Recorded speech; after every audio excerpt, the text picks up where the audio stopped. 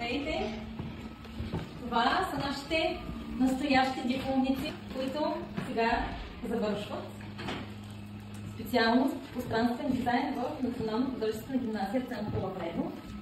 Това е една много интересна и широко спектърна специалност, която обхваща много сфери, свързани основно с реклама и с визуализация и интерпретиране основно на продукти и услуги от нашия живот.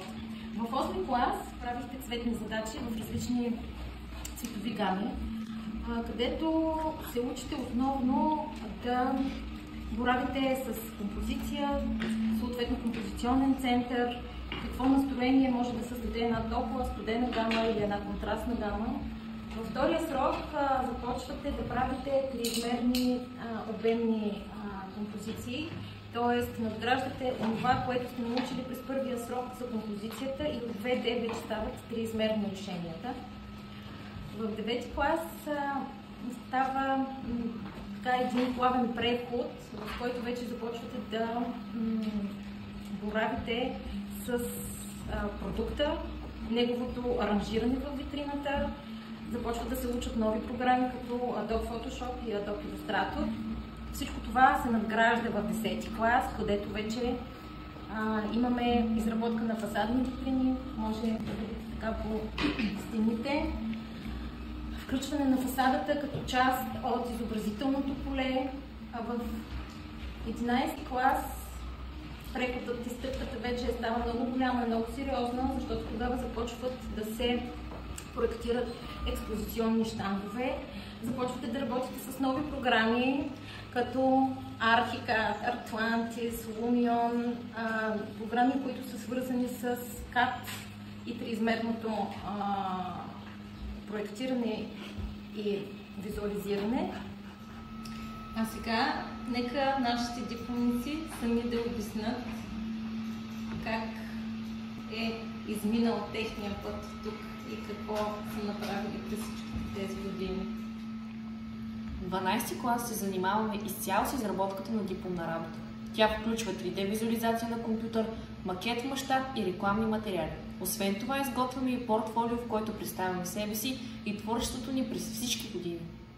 Здравейте, аз съм Деница от 12 клас и сега аз и част от моите съученици ще ви покажем дипломните си работи. Това е моята дипломна работа. Тя е свързана с киберножа, което представя роботизирана система, която чрез радиохирургия може да лекува ракови и неракови клетки. Щандът ми има за цел да покажа тази технология и да представи този метод за лечение. Името Марипоса избрах заради неговото значение. В превод от испански език това означава пеперуда. Тя е символ на нежността и новото начало заради метаморфозата, през която преминава. Образът на пеперудата присъства на много места в дипломната ми работа, както и в логото, така и в щанда. Аз съм Милана от 12 клас, специалност пространствен дизайн. Вдъхновена от забележителните качества на Роза Дамасцена, реших моята дипломна работа да бъде посветена на нея. Тя е известна със своя несравним аромат и многобройни ползи за грижа за кожата, олицетворява същността на чистотата и автентичността. Това изключително цвете не само пленява сетивата, но и се гордее с богата история, дълбоко вкоренена в българската традиция. Като представям продукти, получени от това ботаническо съкровище, целя да споделя страстта си към терапевтичните качества на природата. Всяка една витрина има своята индивидуална форма, която е характерна за венчелищата на Роза Дамасцена. Има и степенуване на наситеността на розовото. Аз съм Мартин от 12 клас и моята дипломна работа е за фондация, която подпомага семейства на ветерани в България. Избрах да посветя усилията си на тази кауза, защото твърдо вярвам, че на по-младите поколения трябва да се напомня за големите жертви, направени от тези смели личности. Щандът е островен, като се фокусира на 4 раздела: взаимоподкрепа, образование за деца и младежи, финансова и емоционална помощ. Както виждате, дипломните работи дават свобода на всеки да покаже своите интереси и да разгърне своя потенциал в сферата на дизайна.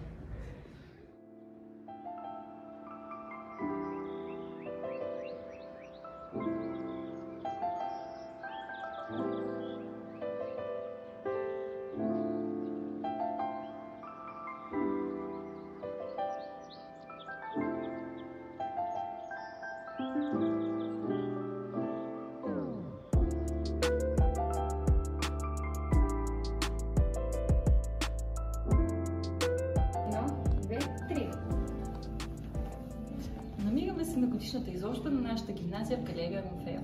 Всяка година специалностите излагат тук своите творби, направени през последната година. Зад мен се намират част от проектите на специалност пространствен дизайн.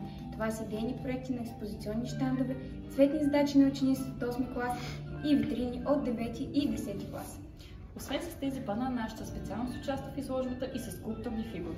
Тук имаме 2 автопортрета и женски торс.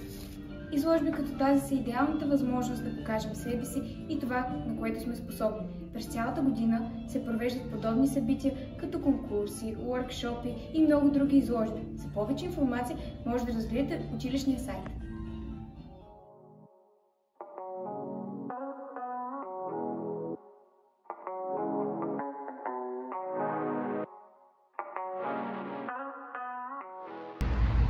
Намираме се пред Международния панаир в Пловдив.